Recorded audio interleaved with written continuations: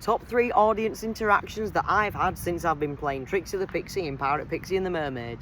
3rd place goes to these 2 little kids in the very first scene. This was the first scene of the first show of the day, and we got off to a perfect start. I says, guys, this is the dream catcher. I make a dream here every day. My big dream is to become a pirate like Captain Joe Crow. What's your dream? Goes to the first sister. She said, I want to be an illustrator. I was like, very intellectual kid. No one said that before.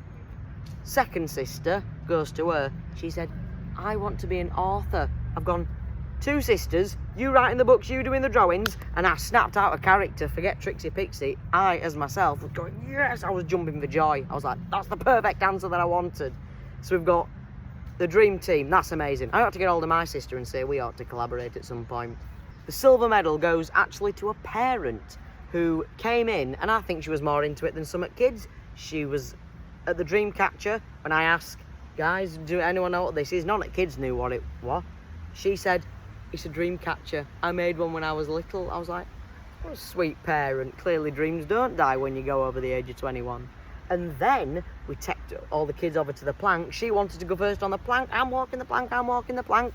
She got involved in the dance. Then when we went to Wellerman in the St Ives Cornwall scene, it starts with just me on the banjolele, and Tony joins in on the double bass, and then Hannah comes in on the trumpet, so we build it.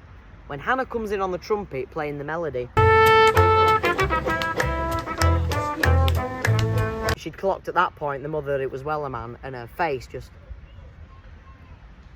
She loved it, and then she come to all of us at the end and said, you guys deserve a gold medal for doing that in this heat. What a legend. But the top spot, the gold medal, has got to go to the most shy kid I've ever seen in my life. She came in with her mum.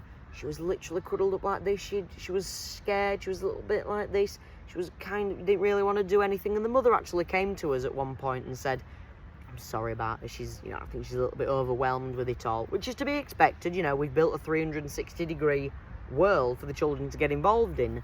And it is good that children do, get a little bit exposed to a bit of fear or a little bit of that. It's all learning mechanisms. So we were like, yeah, no worries about it.